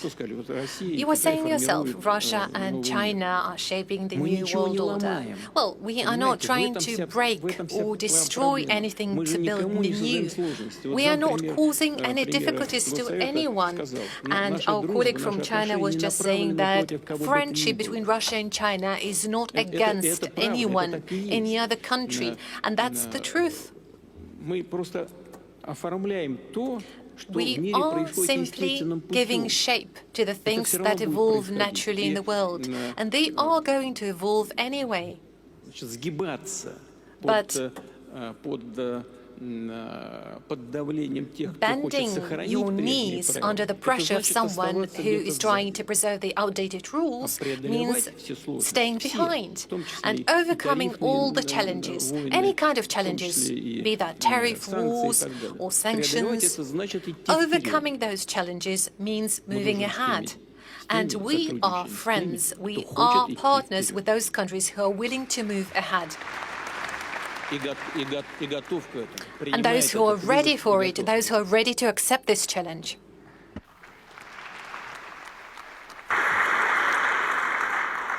In a previous answer about Ukraine, you mentioned the nuclear aspect of Ukraine in a very subtle way.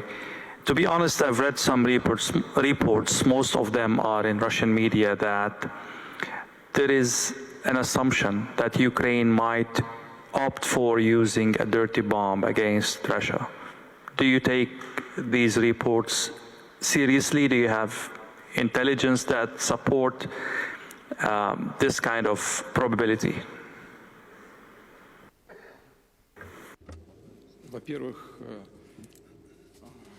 Well, first of all, that would be a colossal mistake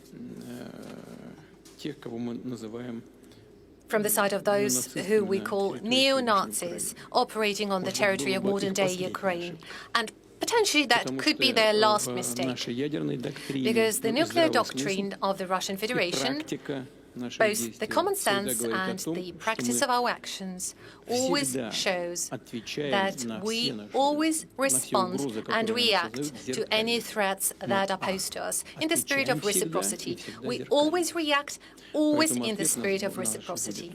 So our response would be extremely harsh and most probably catastrophic in nature, both to the neo-Nazi regime and, unfortunately, to Ukraine itself. I genuinely hope that it will never happen.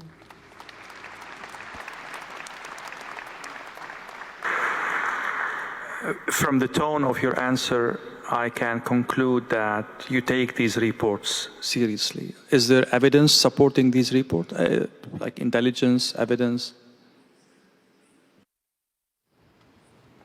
No, thank God we do not have any evidence of such intentions, but we proceed from an idea that in some crazy imagination of some crazy person, that kind of ideas may emerge.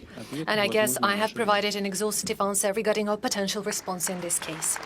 President Putin, you're taking some notes on that, and I would add one aspect, if you allow me. Мы все записываем, I'm taking notes of everything. We record everything. Don't worry about that. Don't even doubt it. I can assure you that every single step taken is well taken note of. Am I in trouble?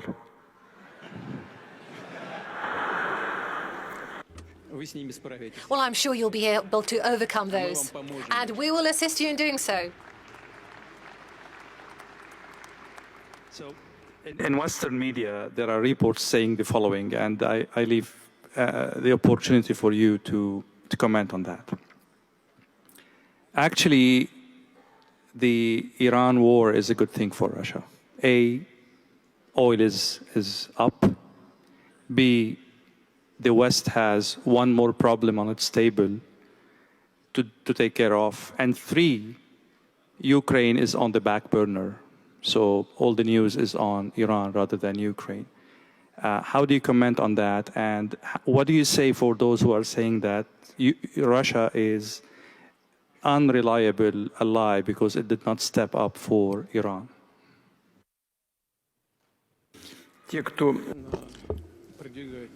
Those who promote such narrative about Russia not being a reliable ally are provocateurs. They provoke the situation, and this won't help them.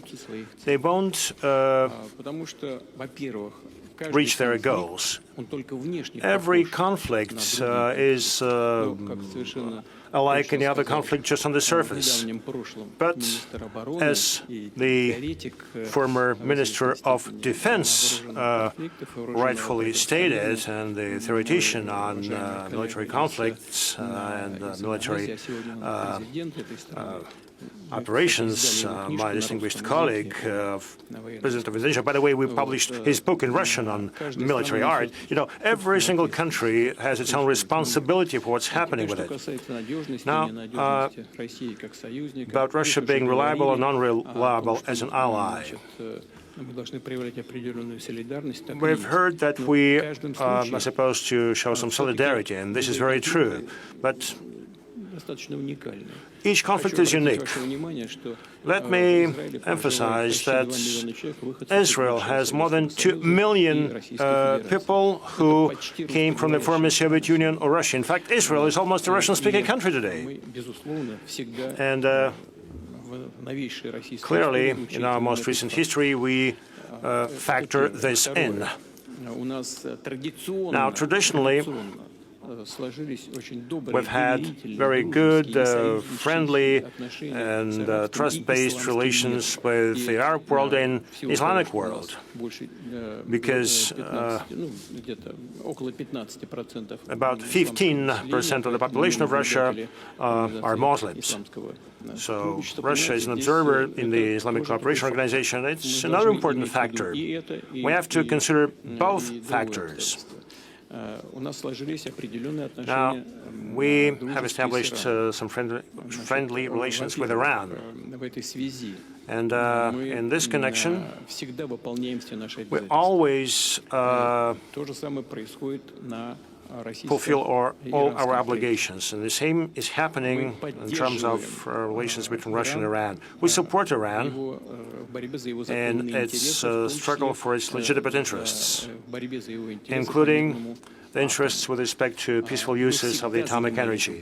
And this has always been our position. This is our principled position, including in this conflict. It has never changed. And those who claim that we should have done more, well, what more? You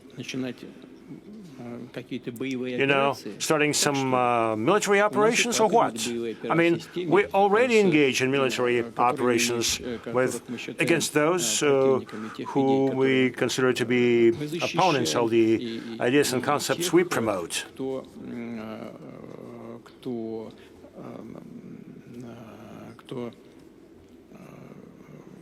and those who create threats for the Russian Federation. And those are basically the same forces, be it in Iran or in the case of Russia, somewhere hiding behind the scene. You know, these are not those who engage in actual combat, but we have some obligations, and we uphold Iran's right to peaceful nuclear energy, and not just with sheer words. Despite the complicated situation around Iran, we built a nuclear reactor in Bushehr.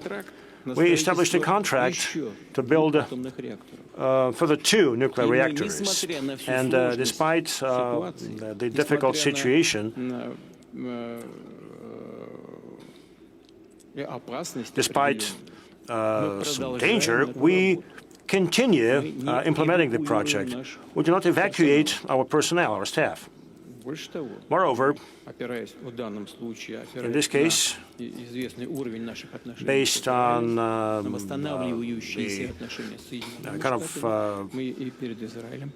relations with Israel we have, and thanks to the restoration of our relations with the U.S., we put this issue on the table for Israel and for the United States, stating that we perform our mission in Iran being guided by our understanding of Iran's right to peaceful uses of atomic energy.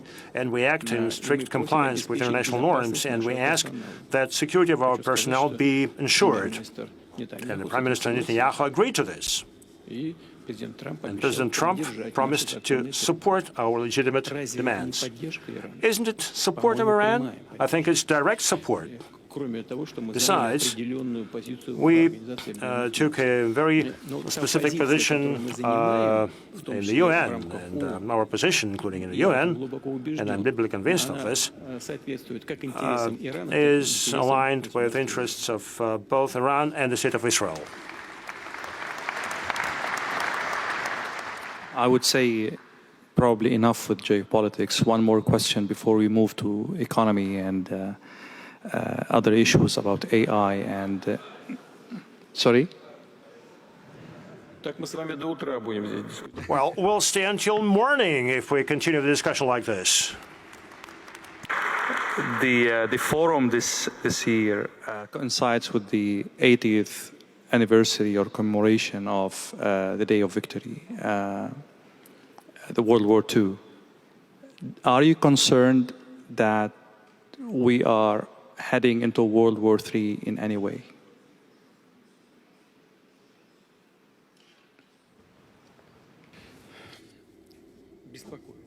It does concern me, and there is no irony about it. This is no joking. A lot of conflict potential is out there, and it's growing. Right next to our borders, there is one conflict that directly affects us. I'm referring to the conflict in Ukraine. Now, see what's happening in the Middle East.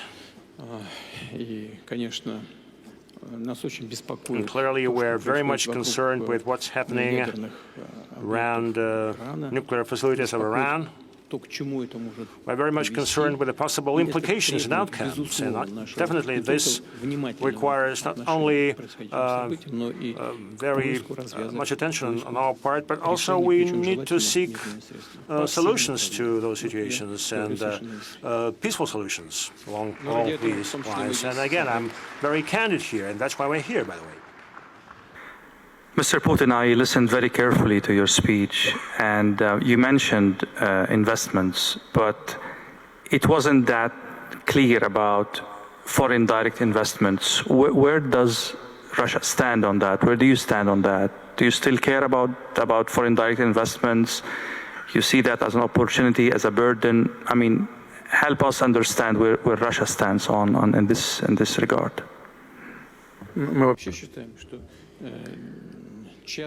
We absolutely believe that private investment is exactly what we need. And I guess without private investment, Russian economy would hardly be able to successfully develop. And that is fully applicable to foreign direct investment as well. And there was a whole number of investors who've been doing business here in Russia for a very long while. Well, we never forced them to leave. We were not pushing them away. We were not evacuating them. Many of them decided to leave on their own with major losses. But our attitude in this regard remains unchanged. Yes, investment potential of our economic operators is fairly large. But undoubtedly, we very much welcome any kind of foreign direct investment. I would say major capital investment of the first quarter of this year amounts to 8.7%. And I know what was happening on the platform of this forum during those days. I know there was a whole number of discussions during various sessions where well-known problems were discussed, certain tension caused by the high policy rate, and risks that those investment level will not stay until the end of the year. But none of the way, the Central Bank of Russia proceeds from an idea that lending to the real sector of the economy would stay at the level of 10 to 11%. We'll see what will be the outcome. I very much would like those numbers to stay on this level.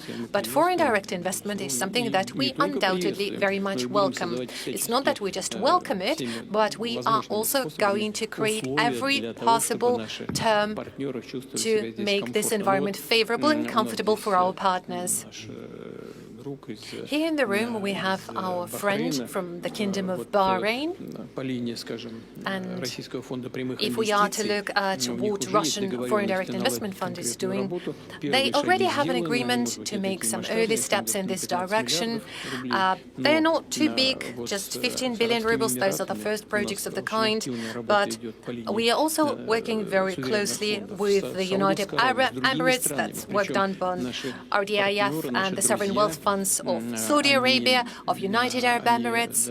Our partners and our friends have taken this decision a while ago, several years ago actually. They choose to trust their Russian partners, and automatically, and I'd like to emphasize that, they automatically co-invest into those projects that Russian Direct Investment Fund chooses to invest. They automatically invest 10%. They co-invest with us. This is a token of great trust, and we value it very much. And then they keep raising their share of investment. Well, feel free to talk to Mr. Dmitriev, who would be able to name the exact numbers, but we're talking about many billions of US dollars.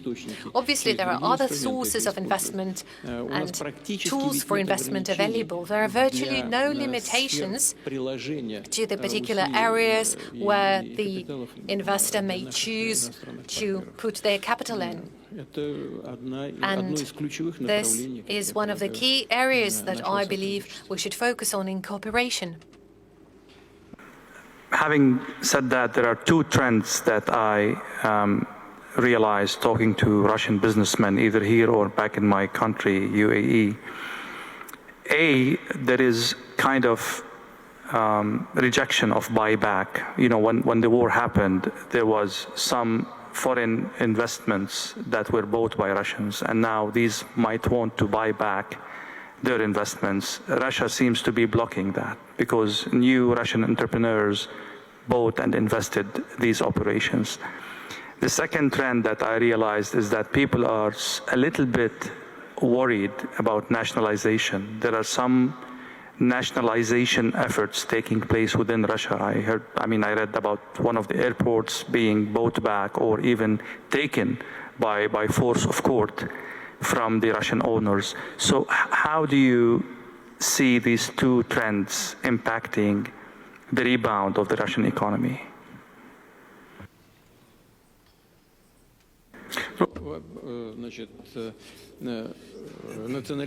Well, as for nationalization, well, obviously nationalization cannot possibly have a positive impact on the growth of the Russian economy. We are fully aware of it. The case that you referred to, I guess you're talking about Domodedovo Airport in Moscow.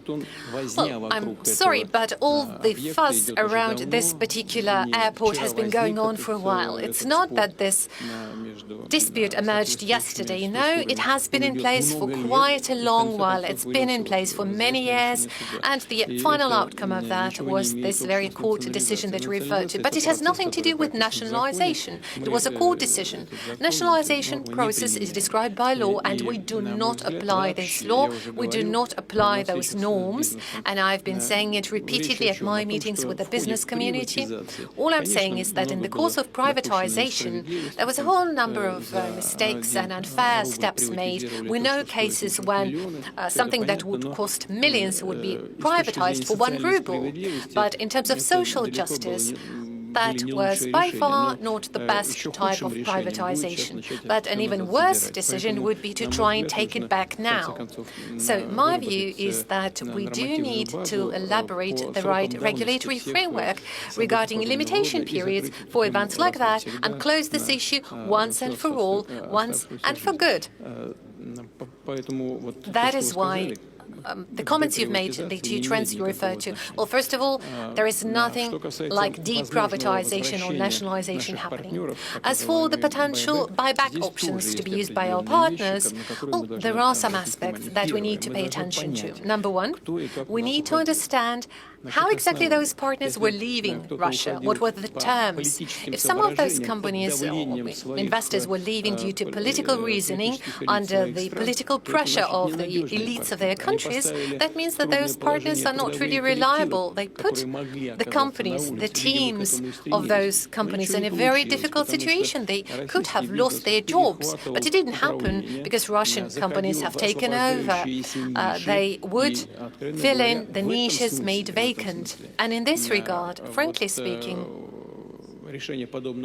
decisions of the kind have actually contributed to a better quality of the Russian economy, a certain restructuring of the Russian economy, because Russian entrepreneurs were becoming owners of those companies that choose to left. However, if there are legally binding documents that are agreed on by the partners, and if those legal documents do foresee the buyback option, well, then there is no other way but Russian companies have to comply with those requirements. We want to make sure that relationships are reliable and stable.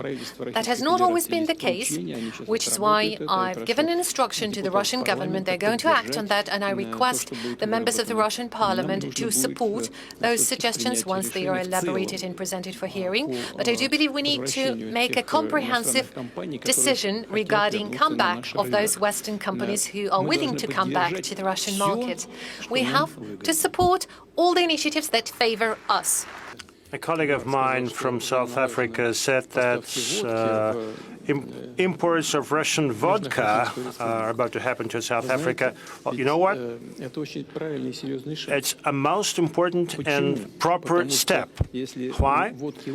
If you have some vodka, you've got to chase it down with something. And obviously, meat supplies will follow. Or grain imports would follow. I mean, together with our friends from Bahrain, we plan to establish a hub to support imports of wheat from Russia. And let me remind you that Russia is #1 in terms of wheat exports. And a lot of countries of the Arab world are very keen to have our wheat. So step by step, this is where we're going to proceed. As to energy, yes, of course, we have a lot of opportunities here, including nuclear energy. And in this connection, let me remind you that Rosatom is undisputable world leader in nuclear energy development. And I think they build 22 units across the world. This is the highest number that far outpaces all our competition, be it the US, Japan, or any other country. And we consider this opportunity. We are considering joint work in our partner countries, including in South Africa. So, yeah, there are a lot of good and promising areas for us to tap. Well, I'm not talking about hydrocarbons, of course. This is God's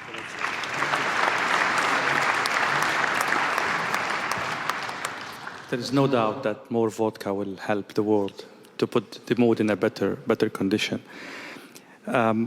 Mr. President, at any rate, it's going to be more fun to live, right? I will go back to the tensions in the Middle East, not from a geopolitical perspective, but from an oil-related aspect, which is the supply shocks expected in the market due to the Iran-Israeli war taking place. Can Russia step in, or pure capacity is constrained by sanctions and limitations?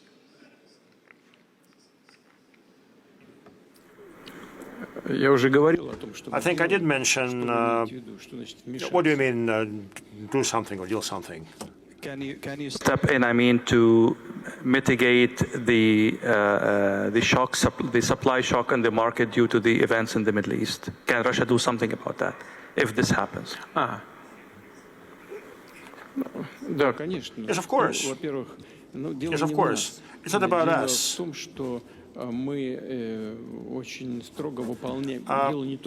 It's not just about us. We strictly follow all our agreements reached with our friends and partners under the OPEC plus framework. And those countries limit production and supply of energy sources to their markets. But now, based on our agreement, the production is growing very slowly, and I stress it, slowly and steadily, in order not to upset the global market. The idea is to ensure a balance between demand and supply and fair prices that will be comfortable for both producers and importing countries.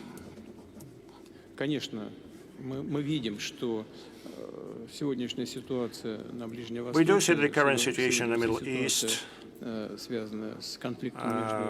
related to the conflict between Iran and Israel has resulted in some price hikes, but our experts believe that this hike is not very significant. It's like, what, $75 per barrel? It used to be $65, like $10 differential.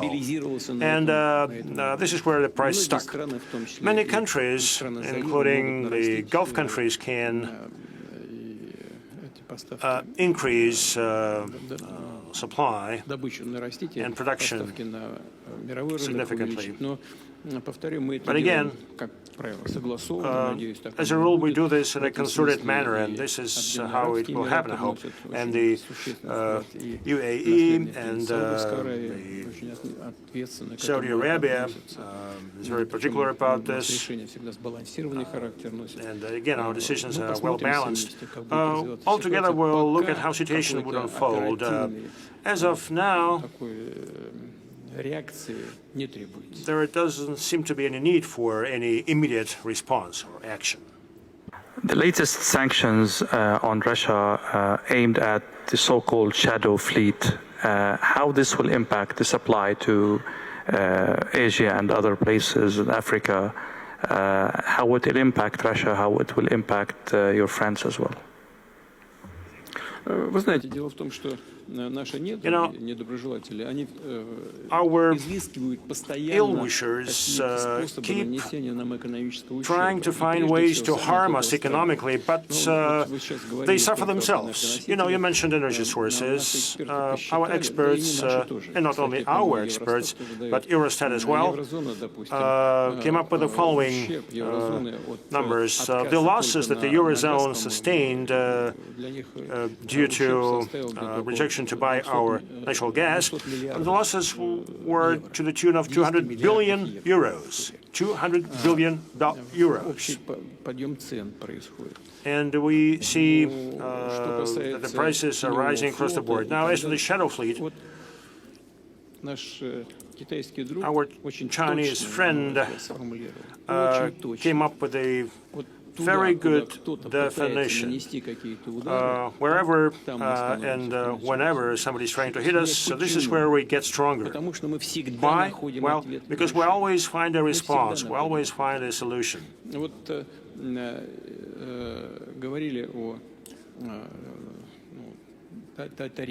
We talked about tariffs. We mentioned tariff policy.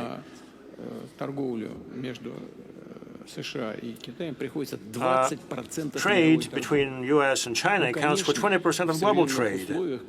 And under the current conditions, when debt is rising in the global economy, and that has reached the level of 300%, and obviously this affects everybody. And any attempt to hurt us, including through the attempts to hit our so-called shadow fleet, well, these attempts would trigger problems across the board, and primarily for those who are trying to make our lives miserable. Well, because this ultimately would affect the global prices and would impact the countries that are trying to impose such restrictions, because they are key consumers, and will find markets for us. It's a very interesting tone in this answer. Let me ask you directly. This is my last question before I give 1 minute for each esteemed participant to finish or to say some final thoughts. There are enough reports out there, credible reports, that this war is killing the Russian economy. Your inflation rate is very high. Your interest rate is very, very high. Your growth, by the best optimistic scenarios, will not exceed 1.5% this year. Is this war killing your economy?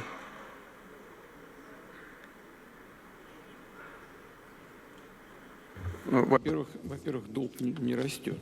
У нас один из самых низких в мире. Debt is not rising. Our debt is among the lowest in the world. Что касается убийства российской экономики. As to the economic growth, в свое время известный писатель говорил, as one author once said, о моей смерти сильно преувеличены. You know, the rumors about my death are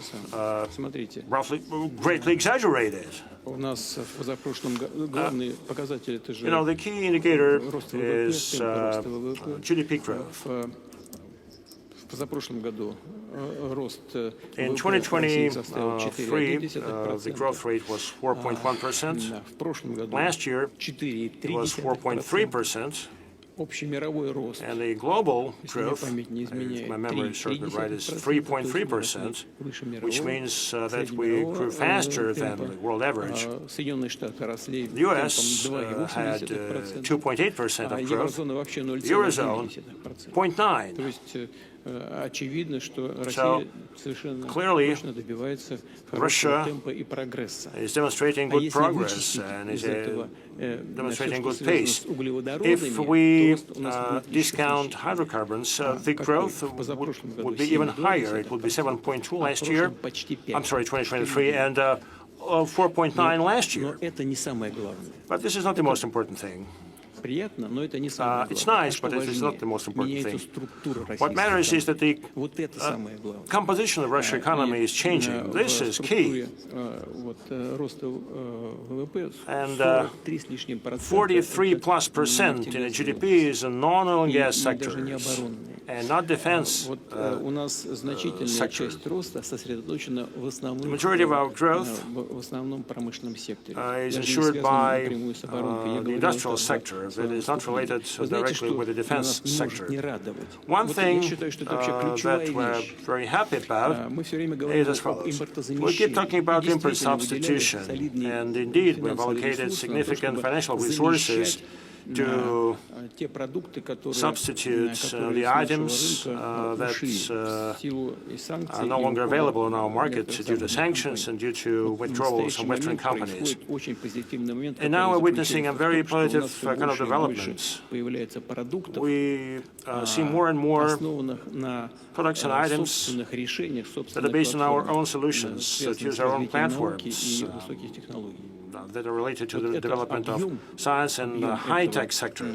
Now, the share of such products keeps expanding, and this means that the composition of our economy is changing, and this is one of our key objectives, one of our key tasks. The industry is growing at a faster pace than the GDP, national GDP, and last year I think the growth was around 7%, 7.2% for industry. In Q1 of 2025, it's 1.6 to 1.9, and this growth continues. And this is happening against a backdrop of very low unemployment. It's at historic low. It's 2.3%. Indeed, the price for such tremendous growth of economy and the growth is very high. The price is inflation, in fact. But the central bank and the government taking necessary measures and efforts, including with respect to the policy rate, and obviously you witnessed the discussions unfolding in the government and between the government and the central bank. Indeed, there are no simple solutions here, but overall, we have been able to address this issue too. But inflation is in single digits. It's like 9.6, right? Madam Nabiulina would nod, right? It's around 9.6%. Some claim that the baseline inflation is already 5%. Well, I've been loaded with numbers over the past 2 days trying to explain to me where those 5% came from. But anyway, the Bank of Russia believes that by the end of the year we're going to have like 7 to 8%. I think it's going to be 7%. This is what I hope for. And this means that the measures taken by the financial authorities of Russia yield positive outcomes. Indeed, there are issues. There are many issues that we need to address. And the head of Sberbank is smiling, is nodding. Well, why not smiling? I mean, his margin is 5.7%, whereas major Western financial institutions would have a margin of 3.7%. This is pretty good performance. Yes, in the banking sector, we also have some things to focus on. But overall, our situation is stable, reliable, and I count that it will persist this way.